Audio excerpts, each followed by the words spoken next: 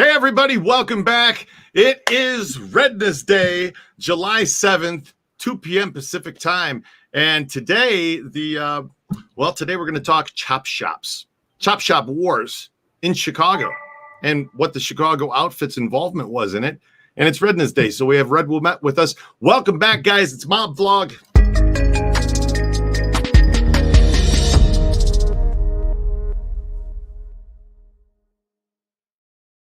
Hey, Red, how's it going today? Good. Very good. Fantastic. So the topic today is chop shop wars. And a lot of people have been wanting to hear about the chop shop wars recently. You guys have been asking about it. We were going to do it last week. And actually more people voted for chop shop wars than what we did last week, which was Operation Greylord. So I think it's going to be fun this week. And I don't have to drink barium today, which means we get to do a full hour today. So awesome. So let's get started. And if you guys have questions, throw them up in the comments. I hope you brought questions because unlike most of these vlogs and podcasts that go on, we're live. So ask the questions. We're looking at them. We want to interact with you guys. Hey, Jim Yeager, how's it going? Refuse to think. Duke Dunhurst, what's happening? Brett, Chris Edmond, what's happening? David, Mike Alexander. It's good to see all of you guys. Frank Ferraro, you're all here today. And Outfit Boss, of course. Can't start the show without Outfit Boss. So it's good to see all of you guys. We started a minute late because Red and I started talking about the chop shop wars, and I started pulling things up on the internet, and he got all excited when I showed it to him, and I got excited looking at it going, wow, this is an interesting thing. So let's without any more. They're gone. Right. Exactly. So let's start with chop shops. So chop shop, they steal cars, they break them down, take the parts off of them, and then they sell the parts, piece them all out. That's basically what a chop shop is. Am I right? Yes. Okay, because when I Googled chop shop Chicago, I got a restaurant over there. Yeah. So a chop shop, like Benihana or something like that. Must but be. Aside from that, what you just said, parting out the cars, what they do is, this is much later, towards 79, 80, is they used to change the VIN numbers. They take a salvage yard card, a car that was totaled, and take the VIN number off of that, get a new title for it, and they would sell this legitimate car in a used car lot.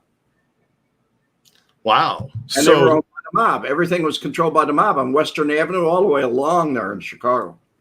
It was crazy. Even Jimmy Cozo had a used car lot. I think on Anthony Martini's video, I talked about that building that's there. It used to be his used car lot. The spot, right? Yeah. Yeah. Okay. Well, very. Why don't you explain what I was explaining about where the chop shops really started? Well, because I know what a chop shop is. I know what the chop shop wars was about. But when did it start, Red? I don't know when exactly the outfit got in on it, but it used to be, we used to call it Midnight Auto Parts back in the early 60s. And it used to be where people that didn't make it through the draft to Vietnam and places like that used to say Midnight Auto Parts. If they had a part and they couldn't afford it or they couldn't find it, they would go out and steal a car, take what they wanted off that car, and then they would take it in an alley and burn it. And eventually, these were popping up all over the place. And the mob saw it was very lucrative. So they started opening their own salvage yards. And after they opened the salvage yards, which you and I just checked out, most of them are gone. There's none of them left. But the salvage yards used to do the same thing. And it was very predominant on the south side. The south side really had control of the chop shops. I mean, it was really kind of a thing with Chicago Heights and Jimmy Couture and, those people along that era. So I don't know the exact year that they got into it, but just like anything else where there's money in something, where they see a lucrative business, they're going to dive in and take a piece of it. and that's what it was. So they started doing their own. I know there was one in Cicero. It was an old drive-in, and they made it into a salvage yard. And that guy was, I don't know how many times he'd been arrested for having stolen auto parts there. Well, now you said that when we were talking earlier, you said, and let me just share this up here so that you guys can take a look. All right. Over here in 1915 South State Street. And for those of you looking at this map, it's kind of small where that button just opened. That's the Field Museum. And this is 1915 South State. That is where there's a catalog. This building used to stand, right? And this is Warshawski's. And tell us about Warshawski's. They used to give away free catalogs. I was a customer there quite a bit. If you couldn't find it, Warshawski's had it. It was the largest anywhere in the United States. People used to order parts there from California, everywhere. You name it, they would order parts from there. They had everything. Behind that building was a big salvage yard. You weren't allowed to go back there. But they had a counter that was like from the building, from the main door on the corner, all the way down to where that garage door is. That was a counter. And you had to take a number and wait in line to order your part. If you didn't have the part, they didn't have the part for you. Yeah. The clerk at the counter was usually a younger man, probably your age, my age at that time, or the same age as about me at that time. And he would say, he'd give you a receipt for it, and he'd say, come back tomorrow at 2:00 and we'll have it for you. And of course, I'm going to assume that's when the midnight parts guys would go out and find the part you needed. They wouldn't take the part off the car. They'd take the whole car. And then they'd take the extra parts and put them on a shelf and say, oh, we got an alternator here, used but good. We got batteries. We got this. We got that. They would sell the tires, the wheels, the engines, the transmissions. Yeah. They even had shock absorbers. They were like the same year. I mean, they came off a same year car, but they were used. Wow. Christopher Maltasanti, thanks for that compliment. Hey, guys, if you're just getting in, hit that like button, smash it, get the YouTube algorithm to force this video out there to show it to more people, where Mob Vlog, all we talk is Chicago outfit. So be sure to, if you're new here, be sure to hit the subscribe button and the like button. And anyhow, so Red, tell me more about Warshawski's. Is this the catalog that you'd get? I used to get the white one there that you see. I used to get that in the mail all the time. It was for free. If you bought something there and you gave them your address, some people were afraid to give them their addresses, because they didn't know what it was. And receipts were, you could always bring it back. If it wasn't good, they'd return it. It was like the place. But I used to get that catalog in the mail. Biggest selection of automotive parts and accessories ever offered. Oh, you name it, they got it. That's great. And yeah, I never even heard of Warshawski's growing up. So it was the biggest thing, man. Wow. And the outfit had a piece of them too. So that's something. So that was there in Chicago. Did they ever ship cars overseas, like to Europe or anything like that? Refuse to think wants to know. No, they did parts, but never cars, because they went through customs. But car parts, yeah. If somebody ordered a rare part, they had an American car and they were in or something like that, they got the parts from Warshawski's. Oh. Now, Frank Ferraro is asking, I told you guys Gianni started it with horses and covered wagons. Jesus. No more Gianni. Come on. Outfit Boss wants to know, was Jimmy Couture a part of the Chop Shop Wars? Yes, he was. As a matter of fact, there's an interesting story I have to tell you about Jimmy. Okay. He was, his wife was from Kentucky, and they went down. This is, I think, in 1969. They went down to her family's place in Kentucky in a beautiful brand new Coupe de Ville that his employees gave him that were in the chop shop business. And he got stopped in Kentucky for some traffic stop. and they ran the VIN numbers and it didn't match. So he was arrested for, they confiscated the car and he was arrested, and his wife had to make her way home and everything else. And he had to post bond and everything else because it wasn't Chicago, that you couldn't do things like he did in Chicago. But he was really pissed over that. You talk about being upset. He was upset over it. I think there were some heads that fell over that. I just didn't know who they were. Wow. Kurt used to laugh about it. He used to tell me, Kurt Hansen, he used to laugh about it and say, boy, he was mad that day. He was really upset because I never saw the guy really angry. He was one of those kind of persons. But he was lethal. And he had some lethal people working for him, like Billy Dauber. He worked for him. And a lot of I forget what the name for those people were, but the Wild Bunch, so to speak. There were a lot of Wild Bunch people there that just were involved in the business. It was very lucrative. Actually, they would talk to some people, if you got behind on your payments on your car, you call an outfit guy and he'd give you $200-$300 and your car would disappear. You didn't report it to the police till later, and you collect your insurance. So for a couple $100, they got a car they didn't have to go out and even work to steal. And they had thousands of subcontractors that were youth. I mean, they were kids, 19, 20, 21, that were doing this. But the parts business was owned by the salvage yards and controlled by the outfit. The wars, they started over to the worth, the lucrative money. That's what the war started over, because everybody wanted to take it over. Whose idea it was in the beginning, I don't know. Jimmy Couture was one of the originals, though. I know that. And then Al Pilato wanted it, and everybody else wanted it too. It got crazy. Well, that was going to be my next question, was when we say Chop Shop Wars, who exactly was fighting over the control of the chop shop business? Different mob factions on the south side. Eventually it went up to a boss, and that boss would try and tell the other boss what he could do, what he couldn't do. Jimmy was eventually killed over it.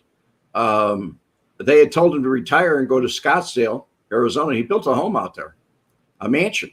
I mean, a real mansion. I saw it. And he didn't retire. They kidnapped him. They kidnapped his wife and slashed her face. Ooh. I mean, these Wild Bunch were wild. I mean, they were really wild. When they kidnapped him, they brought him up to Wisconsin and told him, retire. He came back and he said, oh, yeah, I'll retire. But he started hiring more hitmen and other people and then going after him. And the war started. It kept on going. And even on the lower level, you're in my territory. You're stealing from my territory. You're taking money out of my family pocket, So it was one of those kind of things. And most of them were killers. And as you got up, it's the food chain. On the top, you got the boss, you got the people that work for him, you got the associates, whatever. And on the bottom, you got some guy that doesn't even know anybody on the top. He just knows he's making money off the deal. Mm-hmm. He's just probably a professional auto thief. I knew 2 or 3 that were in prison for auto theft, and they were in the auto recovery business.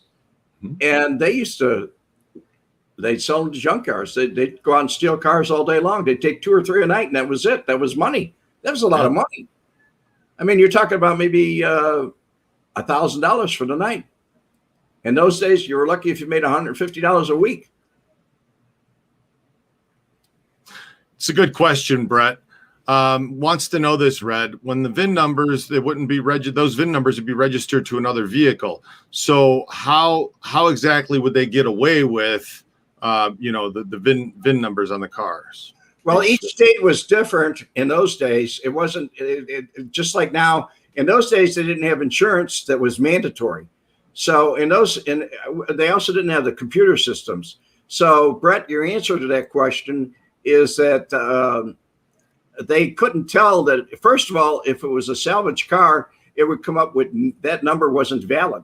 It wouldn't come up with, if they ran the VIN number, it wouldn't come up with it was stolen or this or that. It would come up with It was salvaged. It had a salvage title on it.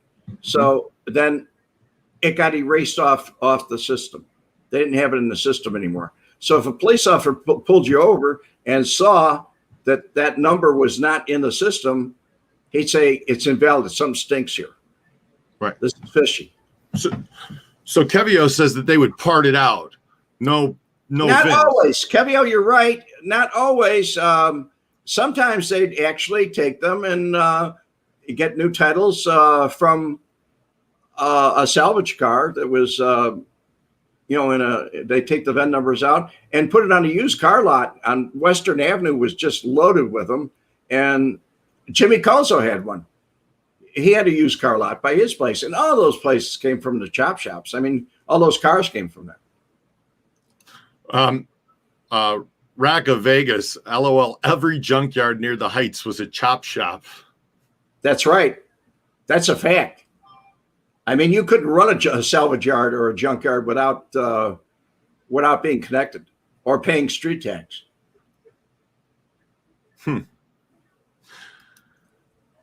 Hey, Tim Halverson, it's good to see you in the room today, guys. If you're just coming in, hit the like button, smash it, make the video YouTube algorithms push this video out there further. Timothy Foster asked me earlier about the pizza box project, and Tim, it is almost finished. It's actually in production now. The video is finished editing. All the editing's finished, and we're believe it or not, the hardest part. I didn't think this was going to be difficult, but getting a Blu-ray disc actually burned out and uploaded is kind of a pain, because Adobe doesn't even have software to burn DVDs any longer. So anyway, that's the little challenge that I'm faced with. But like I said, it's a little one, so you should be seeing a pizza box very soon. For those of you listen to me. For those of you, I know this is a Chicago Outfit channel, but do I have to say use? Those of you that don't know about the pizza box, it was the first video I shot with Frank Collada in 2017, and it was an idea. We were going to market these and sell them, and so we shot the video. It sat in the can, but it's what started the whole reason for this channel. So we're going to take more questions. We're going to talk more Chop Shop, but check this out for the next minute.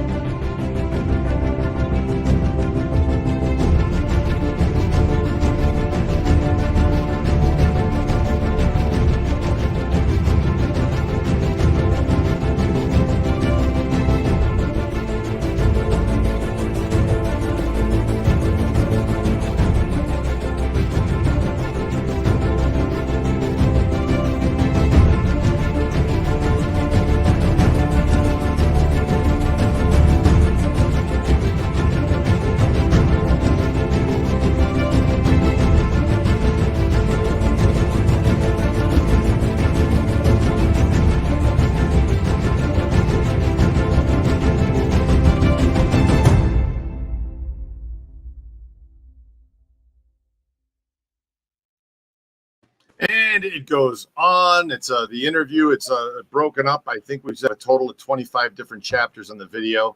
And Dan Low Fat put up a comment here. No, that's not true. Adobe CS Suite definitely, most certainly has Blu-ray and DVD burning software. I don't know why you think. What are you thinking? I don't get that. Dan Low Fat, I've been using Adobe Premiere since 5.0. I'm telling you that Adobe Premiere, after Adobe Premiere CS6, I believe, you could download what was called Adobe Encore. Adobe Encore was their program, their DVD burning software, and they no longer make it. You cannot download it and install it unless you download an older version, which I can't do. on my system. So you can't do it. Anyway, Didn't they used to have Adobe 2.5? Because I downloaded it for nothing years ago. Yeah, nobody burns DVDs any longer. Nobody does. We just upload them. We upload our videos. So they thought there's no reason for it. Anyhow, okay, guys. So back onto this, the Chop Shop Wars. Foamer 24, James Files was involved in chop shops and did some time for it. Yes, he did. Yeah. So there were a bunch of chop shops in Lake County, Illinois. Not as much as predominantly the South Side, but there were a few. Yeah, there were. Lake County was up by Waukegan and up in that area. There was a few of them up there, but not like it was on the South Side. The South Side of Chicago was really all the way to Hinsdale. I knew somebody had a chop shop or a salvage yard in Hinsdale, and I'm sure the people that controlled it actually brought him the vehicles. I remember, I'm sorry, I'm reading up a comment here. It was a great comment, Outfit Boss. Did the outfit steal any model car or just high-end cars like Cadillacs and Lincolns? Whatever the market called for. If somebody, just like I said earlier, if you came in and asked for something that was a hard to get part, they say, come back tomorrow at 2:00 and we'll give it to you. So I do know that there are, based on insurance and whatnot, and I remember my mother had an 87 Pontiac Grand Prix, and it was fairly new. It must have been an 88 or 89 that it was stolen. And from what I gather, that was quite a common car back then. And the more it was a popular car. Yeah, the more popular, the more, more parts are going to be needed for it because there's more of them driving around. So it's the better one to steal. Am I wrong? Or is that kind of... Cadillacs, high-end cars were very in demand. They were very much in demand because the parts were high-end. And instead of getting them at a dealership, you brought them to a mechanic. And you might bring the parts with you to the mechanic and say, here, I'll just pay you for the labor to put them in. Okay. Homer, good question. Hi, guys. Why is the chop shop racket not profitable anymore? Japanese cars, the outfit is not interested in it anymore. Insurance companies got down on them. Lojack. Pardon? Yeah, Lojack. Lojack. All the technology has changed so much. And also the computer system for police and law enforcement, they can check anything now. They can go back and check where it came from, whatever. Technology is your reason. That's the reason right there.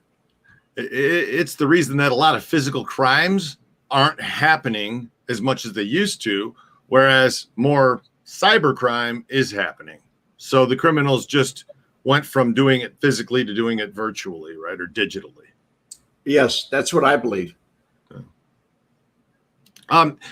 American Gangster, did they ever crush cars with bodies in the trunk like in the movies? Yes. Really? Yeah. There was one or two that I knew about. I reported them to the FBI, and I forget who was telling me about it, but he told me, I said, what happened to the owner of the car? And he said, he was in the back seat when it got crushed. But there was a couple, not every salvage yard had a crusher like that, but there was a couple of them that had it that I knew about. And believe me, when I watched car get, the first time it wasn't in the movies then, but the first time I watched a car get crushed, right after that, I think I watched Goldfinger after that. And I saw the car Lincoln get crushed with the guy in it and gold. He took the gold out and melted it out afterwards. I thought that was kind of racy because it really happened in certain cases, but it was mob cases. All right, Dave Grimp. Okay, this is whatever happened to the Spilatro brothers, a car that was, the car that delivered the brothers to the cornfield. Was it chopped up? Did that ever come out? I don't know. No, they got the cars. They got those cars. They were left out on the road there.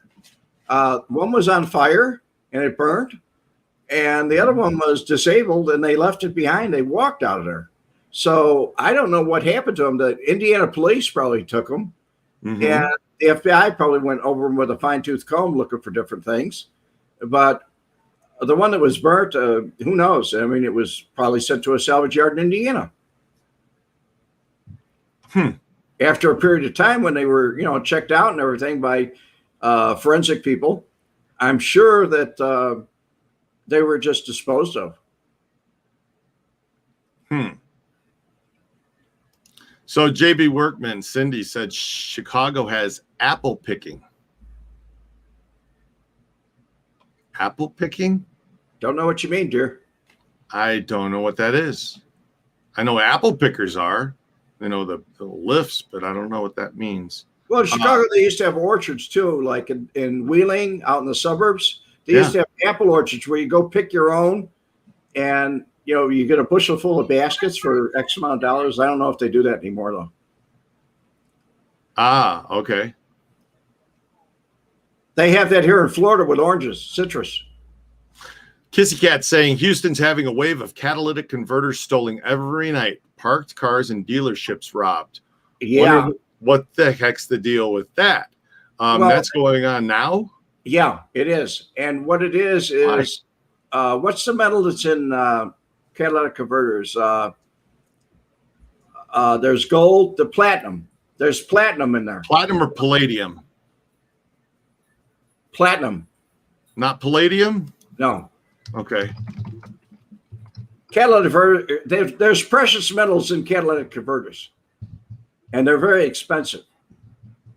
And so what happens is there's a lot of people that will go out and take. It's like back in a few years ago when people were stealing copper underneath people's houses and stuff like that. They're stealing air conditioner coils and stuff like that. But it's still going on with the catalytic converters.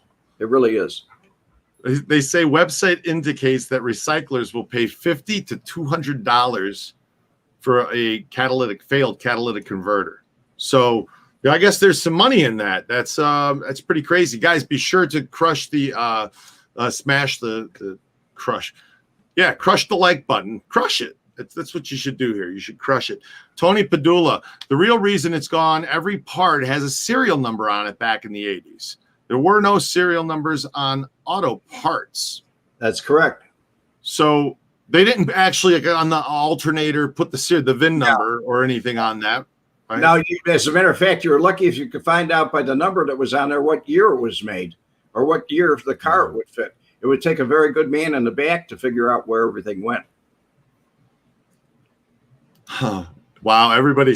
Yeah, put in the comments, what's the precious metal? Really, rhodium, platinum. That was it, platinum. Tinum.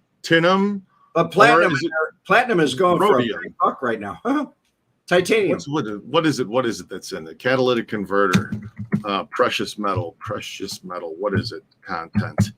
There, it's got me. The catalyst component of a catalytic converter, say that fast 4 times, is usually platinum, along with palladium and rhodium. All 3 of these platinum group metals, or PGMs, are extremely rare, but have a broad range of applications in addition to catalytic converters. There you go, guys. That's what it's all about. I don't know what rhodium is, but it doesn't say rhodium. Big Tuna. Hey, guys, hope you had a great 4th. Hail ball, you guys had a great 4th of July, too. I don't know what you guys did, but we stayed home. We had some burgers, and we had and we watched fireworks on TV and watched at Disneyland. There's a YouTube channel, Resort TV 1, I think is his name, and that's what we watched. And he did all of the fireworks. It was amazing because, there's no better fireworks show on planet Earth than be at Disney. So even Vegas is pretty good, but Disney knows how to do it. Thanks, guys. Joe, be sure to hit the like button. Thanks a lot. Appreciate it, guys. Let's see here. So, Copper, Brett, yes. Tony Padula. This is how they steal a car. They get a call from a valet. My uncle would bring 2 cars. He would steal the car, and then the other 2 cars, one in back, the stolen car in the middle, and a car in the front. Yes, two Ram cars, in other words, one in the front, one in the back, and your stolen car in the middle. In case you run into some police, your Ram cars can get these out of the way for your stolen car. Not only that, they used to not just have one person, they'd have like 3 or 4 for a pickup, and they did do a milk run. They go from one place to another place. A valet may pick up a car, know somebody is going to be there. It happened in Marina City a lot. Marina City in Chicago, they lost so many cars through the parking there, the valets. It was pathetic. Wow. Red, I heard that the same guys in the chop shop business later became huge cocaine distributors. An example, they would ship drugs with the cars because the networks were already in place. That's a fact. Wow. So they were starting to ship cars. That was in the 80s. That was in the 80s, late 80s. Wow. Okay, Jim. An empty car on a railroad train. Right. All right, Jim. I know I've seen you posted this a little bit. Since we're about 30 minutes in, I'm going to ask it. The outfit used a DuPage County field to burn people in both the chop shop wars and bury. Sorry, not burn. I misread that. They used a field in DuPage County to bury people in both the chop shop wars and the porn wars. Now, I have never heard that before. Porn wars. I don't want to bring it up until just now. But I know the guy's name. I'm trying to think of his name. Do you remember It was only one place, and it was in DuPage County, and it was actually Frank Troy said something about it because his kid lived out in Lombard, and his son. And he told me on tape, he said, I had to leave my place because somebody was in there. I could see when I was in Florida, somebody was in there. So I moved up on my kid in Lombard. And he said, I moved out of the frying pan into the fire because the headlines read, Mob Burial Ground. The day he moved, the next day headlines meant Mob Burial Ground found in DuPage County. And he said, I jumped out of the frying pan into the fire. You know? Okay. So, do you remember the raid on the Landings? It's a porn shop in the 1979. No. Okay. There you go, Jim. There's your answer. Don Berlin, Adam, speaking of hard metals, how did your barium cocktail do from last week? Well, let me tell you something, Don. If and all of you, if you have never drank barium and then get shot with some iodine, but the next day you don't feel well. Like I felt so groggy for about, I don't know, 48 hours. I didn't feel well. You know, your body isn't used to that. My system's trying to get all that crap out. So Southside Honky, Calumet Auto Records in Hammond, Indiana. I remember that place. Oh, yeah. I remember that place. Now, I didn't know that all these places were stealing the parts that I was going to buy when I was getting a new starter for my Firebird. People that stole them were on the streets, but they were housing them. Yeah, that's what I mean. These pick-apart lots and junkyards and all, you know, that had I remember all that. Towing cars was a great front for distributing drugs in all big cities, especially in the 1980s. Big tuna, interesting. I've never heard that. Red? I haven't either. Okay. But that's pretty interesting. American Gangster in the Donnie Brasco book, Joe Pistone used to steal cars in an undercover operation. He said that only had to swap a couple of VIN tags they got from junk cars. Right. Swap a couple VIN tags. So there were VIN tags. It wasn't even engraved, and it was just a tag that you could take up in the dashboard. The dashboard, yeah. It was up and it was only put on with 2 pop rivets, so you could drill it out with a small drill or a hand drill where you crank it the old-fashioned way, and you could take it off and just put a pop rivet in, and whatever color it was, they were usually charcoal gray or black, and they stood out. If you had a dashboard that was red or white, it would stand out pretty good. But you put that thing right there and pop it in, and then you take paint and paint the new pop rivet, and you couldn't even tell because it was in the same holes that the old one came out of. So you could have a handful of those in your pocket and switch 8 or 9 cars. I said something earlier about my mother's 1987 Pontiac Grand Prix that was stolen. If I recall, it was that car or it was a 96, 98 Oldsmobile that was on the windows that went up and down at the bottom. I think it was the 87 Grand Prix. The VIN number was etched into the windows. They did that for 1 year and they stopped it because people would smash out the window and the evidence was gone. And they'd pull out your registration to say, where's your registration? It wouldn't match because the window wasn't there. And they just tell them, my window's been broke. I had it replaced. Jeez. And they may be just an innocent person that bought that car.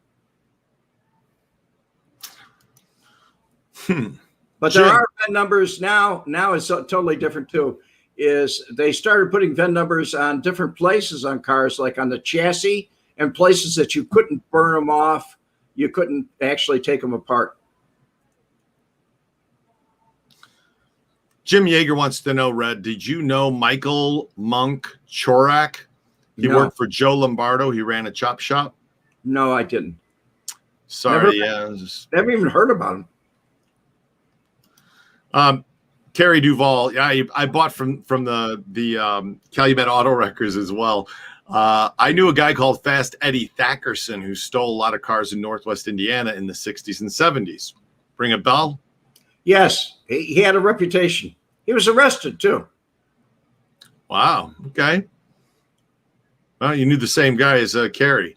So, hey, guys, if you're just getting in here, hit the like button. If you guys haven't been here, this is Mob Vlog that you're watching. We talk only Chicago outfit here and Chicago outfit related. So if you haven't hit the subscribe button, hit that and be sure to come in. Also, if you join the channel down below, there's some extra footage and videos that you guys can see. There's a few that are really cool. One of them's Frank Collada marrying a couple inside Tony Spilatro's house. And what a nice couple they are. And you guys can check the video out. It's pretty cool. Christopher Toro, Lojack is easy to get around if you lay on a car that you want to steal. Why would that be, Christopher Toro? I mean, if you lay on the car, the Lojack's in there. It doesn't matter when you steal it. The Lojack's in there.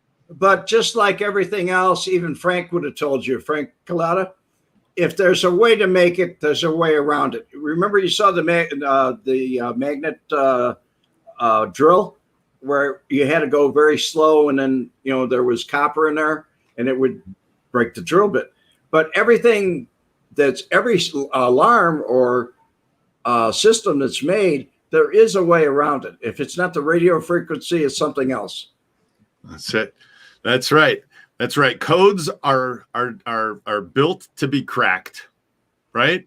Yes. So that's what it is. Whatever man can build, man can take apart. So, Rack of Vegas, did you ever hear a connection between some Bonanno guys and Taco's crew? Does that ring a bell? No. The only thing I ever heard about Bonanno was on television. He was New York, and he went out to Arizona, and Bill Romer really was laying on him. He got transferred. I worked with Bill Romer for a while, and he got transferred out to Arizona to take care of Bonanno family. He was originally on the Mob Squad in Chicago. Actually, he worked on Giancana quite a bit in Chicago. Hey, Frat Zog Mopars. Older cars had VIN numbers stamped on the radiator support or under weather stripping around the trunk, among other places I've seen on 1960s models. They try and hide the VIN number, huh? Yeah, and now they've gotten to the point where they actually put it on the frame of the car. And they had a problem with that with Mustangs because Mustangs did not have a frame. They were actually, the chassis was, it wasn't a chassis. But some of the cars, they got them hidden. But there's so many places they're hidden now that, it's impossible to really find them all or get rid of them. Yeah, I'm sure that it's make it more and more difficult. Hey, by the way, I didn't tell you earlier, but this morning I got up and I did a tour. I did a mob tour. That's right. We're reopened. The Vegas Mob Tour is reopened. Yo, Bugsy, it says here they got something called the Vegas Mob Tour. Yeah, Bobby, ain't you heard? It's all about our old friends Sam Giancana, Meyer Lansky, Mo Dalis, and of course yours truly. Bugsy Siegel. Are you kidding? A mob tour about us? Yeah, they take you to where we used to hang out and to all the places where we used to do our crimes. You mean they expose all our secrets? Yeah, but it's okay, because we ain't around anymore. So let's face it, we can't get busted. Hey, you think we could sneak on board and check this out? Of course we can. Forget about it. They'll never even know we're there.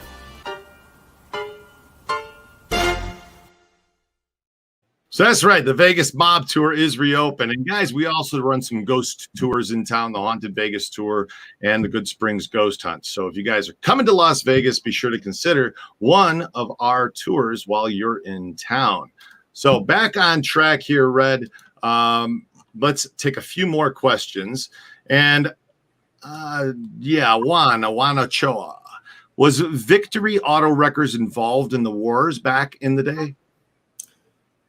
I don't know if they were involved in the wars. They were involved in the business, but as far as who owned or who had control of Victory, I don't know.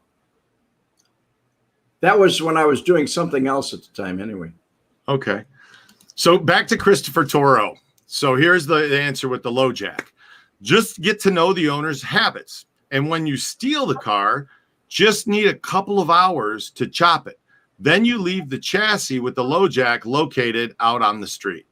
So when the owner, in other words, when the owner won't notice that the car is missing, right, for a few hours, that's when you steal it, boom, chop it up, and then just leave the frame sitting somewhere. The chassis sits. It's good.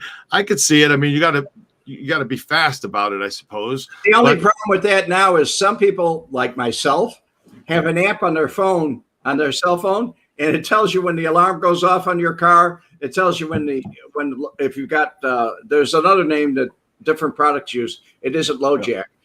Lojack's more or less a GM name, but there's other different manufacturers that sell it, and they put it on your vehicle. And the minute anything happens to your car, it moves or anything else, you can actually watch it on your cell phone. Yes. So Greg Bradshaw, thank you. I appreciate you in your testimony there that the Mob Tour rocks. It's a fun tour. It's a really cool tour. So our tour vehicle, Red, when I first started this thing up, and got the big bus? No. When we first started, we had two vehicles. There were two vans. And we right in front of the Tuscany where we pick up and drop off, some dude jumped in the van and just took off with it.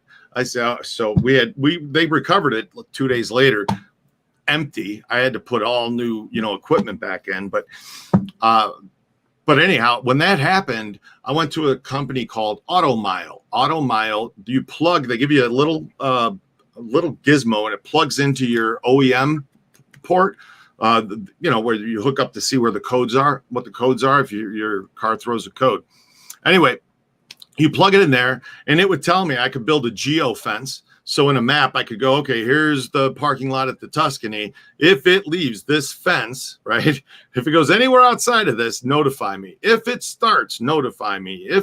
And my phone would, make noise anytime that vehicle's turned on. I can tell where it is, how fast it's going. And I got rid of Automile because Verizon has something now called Verizon Connect. So I'm getting that put in, and that they hide up in your dashboard somewhere. So forget just getting in there and popping it out of the port. That was the problem with the Automile.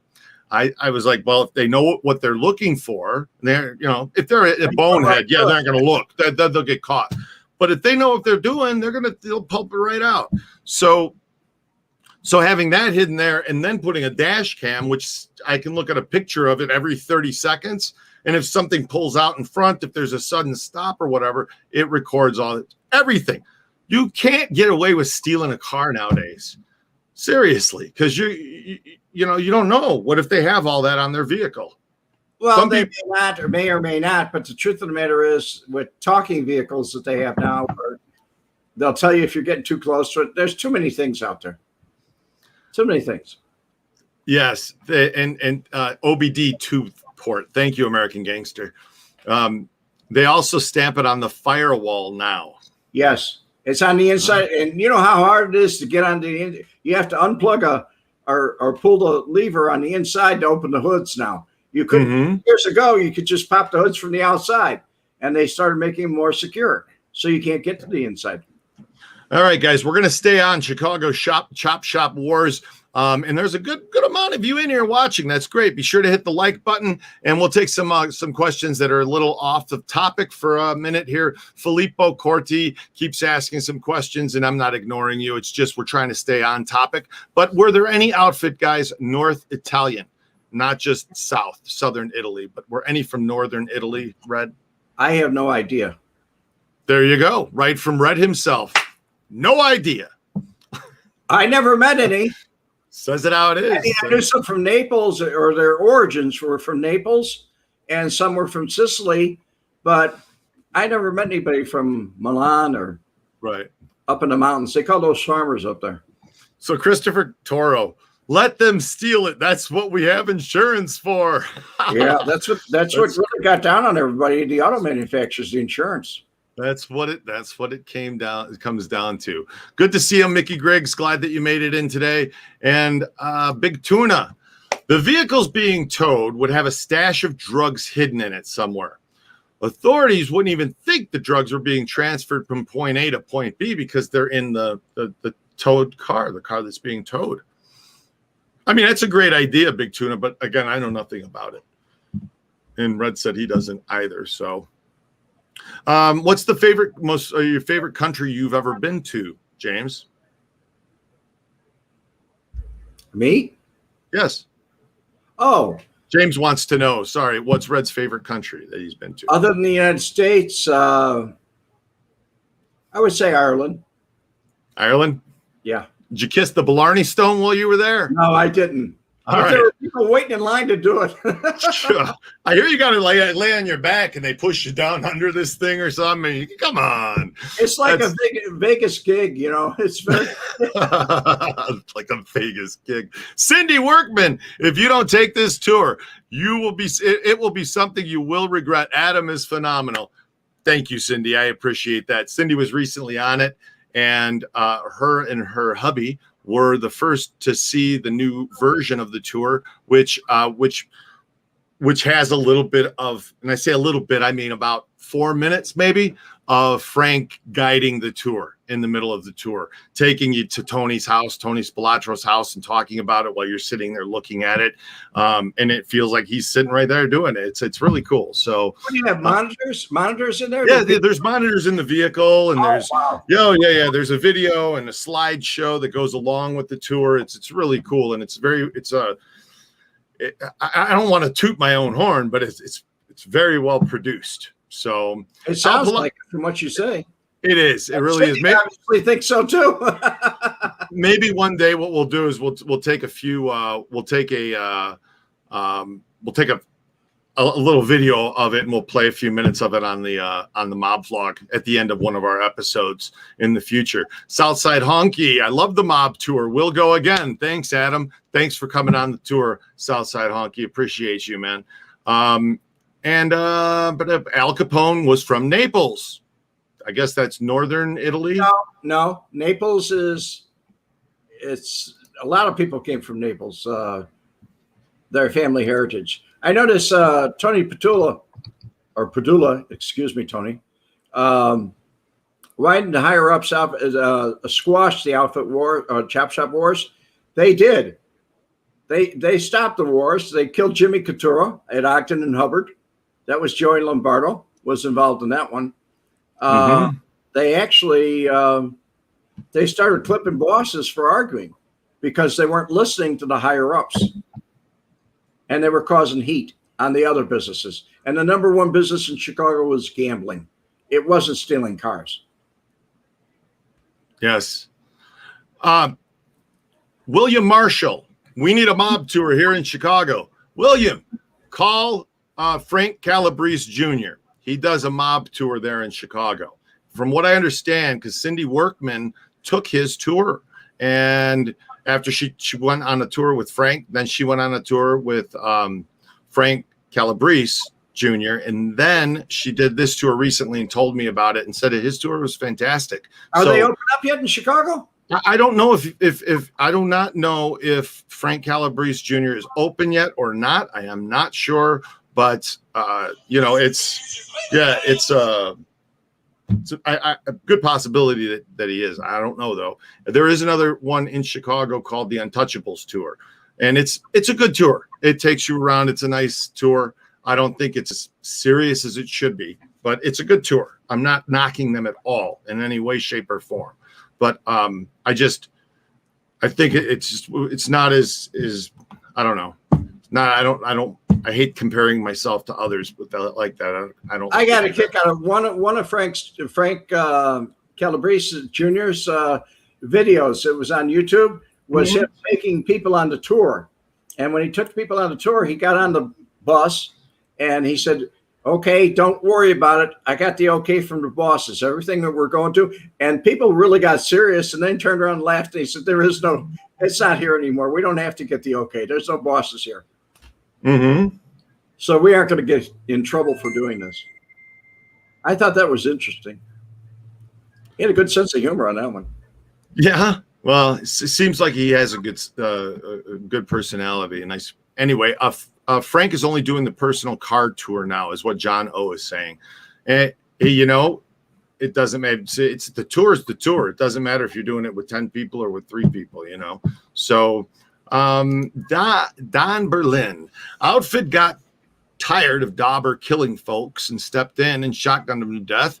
And died, and not his wife didn't do his wife any favors either. No, that wasn't the reason. The reason was he became a government informant and he got involved with cocaine. That was the real reason. It wasn't the murders. He was very prolific at murders, and that isn't the real reason they killed him. Sorry, Don. That's not accurate, guy. Dave Grimp, Frank Calabrese is a good guy. Well, there you go. It's what I've heard. That's everything. Every time I've heard anything, it's that's what Capone called it in the outfit. Sicilian was mafia. And earlier somebody said about who Capone being from Naples, I want to say it was. He was. And, right. Naples, if you look at the map here, is right there. Naples. We'll have it pop it up here, maybe. Large for you guys. And yeah, there we go. And down here is your Sicily down here. So Naples, I guess, is north, but it sure as heck isn't north is Genoa. No, up in the mountains up there by Milan. Florence, right. That's what they used to. It's rocks and everything, and farmers that grow vegetables. Right. So there you go. I mean, I guess that'd be more northern. That's also where my favorite dish comes from, ossobuco. Ossobuco. Oh my God. My father loved ossobuco. That's a great dish. Veal shanks. Yeah. I love it. I love it too. Yeah. It's very good. Takes a long to cook. It's something that's just, day. It's an all day. Exactly. For it to get to where it just falls apart. So somebody, All Gold Productions. I thought Frank Calabrese opened a pizza place in Arizona. It is the very first time that I've ever heard anything like that. Could be true.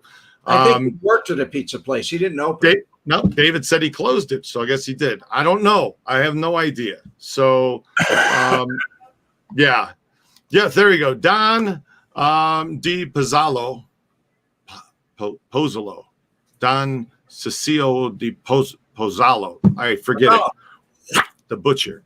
Pozzolato. Red hit it 1,000% on Dauber. Billy Dauber, yeah. Okay.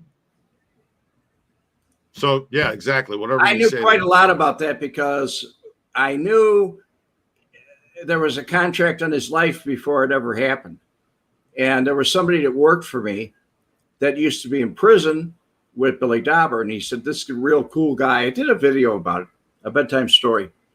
He said, he's a real cool guy. And I said, if he's so cool, what was he doing in prison? And so he told me he was really sharp and he used to kill people all the time. And I said, he's going to wind up dead. And he did. He wound up dead. And the guy Don, he came to me with the headlines and he said, how'd you know? How'd you know it was going to happen? And I said, I heard it at the spot. I heard it at the spot. He was smart. Big Tuna 815. Adam, and direct question for you guys. What's your favorite Italian restaurant in Vegas and in Florida? Mine in Las Vegas Mine is going to probably be, I'm going to say it's Capo's. And the only reason I'm going to say Capo's is I love the atmosphere inside Capo's. Second would be Nora's, because Nora's it's very good food. I really enjoy the food. What about you in Florida? Is there any good Italian joints? No, nothing. Zero. But a lot of seafood, right? They call Italian food the Olive Garden. Jesus, that's not Italian food. The Olive Garden Italian, holy cow. They think, oh, we went out and ate Italian at the Olive Garden. Believe me, they know nothing about Italian food down here. Royal Jenner, hey, what's happening? I'll talk with you later. That's my buddy back in Chicago. He's a magician friend. Chad Weismer, he's like my big brother, not Chad Royal. Chad Weismer, Alexander Jara Szewicz.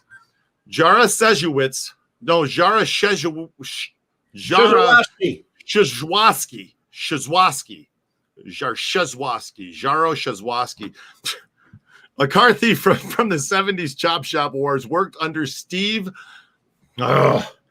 Ostrowski. And Billy Dauber. Yes, there were a lot of people that worked under him. Like I said, there were people that just went out and procured the vehicles. You didn't have to be a hitter or anything like that. You're a car thief. Mm-hmm. Who knows? Frank might have been involved in it. Frank Collada. He was a thief. Yes. Felipe Corte, in Frank Collada's book, he mentions the law making things hard on either his restaurant or bar. Spanky's was one and Beef Barn is the other one. If the law does that, it makes it harder for people like Frank to be legit. True, it does. Plus pay your income tax. Exactly. Calling Olive Garden Italian food, that's like calling Taco Bell Mexican food. You got it. James Roberts. There's a great Italian place in Florida called Donatello's. Ever hear of that? Ray? Yes. Donatello's is good. Donatello's is good. There's one place down by Palm Beach too. I believe it's in North Palm Beach, and it's a whole community. It's one place where it's all Italian people. They had Italian ice there. Another Italian place where you can go in with Italian ice, but they had one good restaurant. It was the only place I could get when I lived in Palm Beach. It was the only good place where I could get Acapulco. That's the only place that they made everything perfect there. Okay, guys, it is time for you to put in the comments what you want next week's episode to be about. So I want you guys to put it in the comments. It could be anything Chicago outfit related, because hey, this is my vlog, and that's all we talk, Chicago outfit. But we interact on this channel. This is a live show that we do every Wednesday, or as we call it, Rednesday, at 2 p.m. Pacific Standard Time. So if you're on the East Coast, this sucker starts right around 5 o'clock. If you're in Chicago, you're going to want to tune in at 4 o'clock. And remember, the only thing we talk about is Chicago outfit or Chicago outfit related topics. So how about putting in the comments what you guys want to see? El Menendez. Hi, Red and Adam. You guys could do a stand-up routine just reading names. LOL. It's true. It is true. You're very giving up on names, Adam. Thank you, Brett. I appreciate your support, buddy. I really do. That's great. Juan Ocho wants to do one on Richard's Bar. Okay. JW, prostitution pimping. Interesting. Outfit had a lot of involvement there with that, right? Oh, yeah. Escort services. Okay. I mean, that was big. That was during Operation Safe Bet. They arrested a lot of people on the escort services. Operation Safe Bet? Yes. Okay. Luminous Grin, Dirty Cops. Dirty Cops in Chicago? Do you have material on that? Do you have stories? Tommy Durso that I know of, going all the way back to Tommy Durso and what's the Italian guy? Gargano? Yeah, Mikey Gargano. Right, Gargano and Durso, right. And if you guys didn't see, there's Frank Collada talked about some Dirty Cops as well. I know. I just finished the editing of this video the other day. Well, that's weird. Look at that. Looks like there's a hole in the box right here. Look at that. It's amazing what cameras will do. Anyway, the editing of this, yes, he talks about, and it's a story that wasn't out there. And he talks about it in this. It's really the cops that hung him upside down over right. Yeah, out of the window. Right, exactly. Outfit run prostitution and how it was run. Big tuna. Robert Williams, Lenny Patrick. Do an episode about Lenny Patrick. The disco cocaine days. Wow. In Chicago. Yeah. Loan sharking. How about history of the Grand Avenue Crew? That's a very good one right there. History of the Grand Avenue Crew. I know pretty much about most of the history there. Well, we did the history of the Rush Street, Russian State, right? We did that once. So Grand Avenue could be interesting. You know, some of these could be included with the Grand Avenue Crew, like coke, cocaine, also dirty cops, the 13th district, which encompass Grand Avenue, right, and some of the guys at Area 5 and Area 6, I know about. Okay. You guys keep putting in the comments what let us know here. We got a couple of more minutes. Social clubs, Phil Aldericio, Petey DeFranzo, and Frankie D. Coke in the 70s and 80s, corruption in the horse racing trainers, jockeys. How about enough information on anyone from the Chinatown crew to do an episode? No. Red? No. James Files. I don't want to get into him. Okay, me neither. He was involved in he admitted killing Kennedy. So he says that he did. Yeah. There's a YouTube video where he says, I did. I just watched the whole thing just maybe a week ago. He worked for Chucky Nicoletti. Supposedly. And supposedly the FBI checked this guy out and says that it's not true. But then again, what is the FBI gonna, but I don't want to get into that. There's some things right now that the FBI is saying is not true, and it may be true. Well, they've been saying there's no such thing as UFOs. There's no such thing as UFOs. Now they're like, yeah, there's UFOs with everything you've been seeing that conspiracy theorists are saying. But yeah, there is now. Look at this footage of it. Do we know what it is? No. Is it ours? No. Where's it from? We have no idea. You can go back further. Go to back to J. Edgar Hoover, and he said there is no organized crime in America. Yeah, did he? Edgar did. That's like Oscar Goodman saying there's no such thing as the mob. And then years later going, I got a great idea. Let's take the old post office, turn it into a museum about something that didn't exist. Think about that. I mean, how about Bastone Brothers and Poker Machines? Richard Kane, the Chicago outfit's relation to New York. You guys are giving a whole lot of, I know, Dave, the government lies to us left and right. You guys are giving us a whole lot of topics. Dirty Politicians is probably way too long for an hour. We could just talk dirty politicians, dirty cops, and or talk prostitution, or we could tie all that together. It does go together. Let's tie it together. You guys gave a whole lot of great ideas. Let's just tie one together next week, and it'll be about dirty cops and dirty politicians and prostitution in Chicago. During that era, it was called escorts. They weren't streetwalkers. They never organized that. But private escorts, yeah. Okay. So that sounds like a plan, I think. Also, the police that you used to pay off if they took a bust. Right. Money laundering. Mickey Griggs, that's all in there. Dirty Politics. William Marshall, Dirty Politics. The Hanson brothers. There's another one. We could do that. Refuse to think. I like that idea. Read a combination of topics. That's what we're going to do. Hanson had I don't know how many whorehouses. Right. Willow Springs and out in that area. Mm-hmm. Back in the day, I mean, he ran them. And that was for Bucciari, Fifi Bucciari. Wow.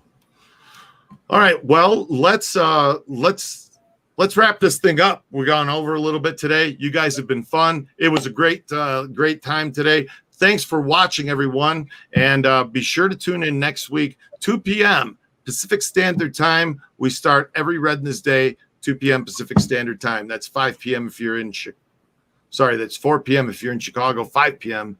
if you're in New York. Right. So, Red, thanks again. You're welcome. All righty. You have a great day. Talk to you folks. I'm getting to see your names, and I see a lot of people that are repeats. And be sure to check out Red's channel. Go over there, check his channel out, and be sure to subscribe to him. Like the videos. He does really good things, and you've been doing some lives too lately, Red, and people have been jumping in. It's great. That's right. I'm noticing a lot of the names. People jump in. I like doing these live, and I like interacting and letting you guys bring the questions and comments and all. It's just somebody said it to me the other day. They took the tour, brought their family. Jason, thank you for coming on the tour. You know who I'm talking about. I'm not going to say your whole name or anything, but let's just say you dated somebody related to Frank Collada once, and you came on the tour, and you said to me afterwards, "Hey, that's what I like about this channel is it's live, interact." The other true crime, it makes it real. It makes pre-recorded. Yeah, pre-recorded, edited out. We don't do that here. So thank you guys for watching, and Red, thank you. You're welcome. You have a great day. Talk to you guys later. It's been fun. Mob Vlog.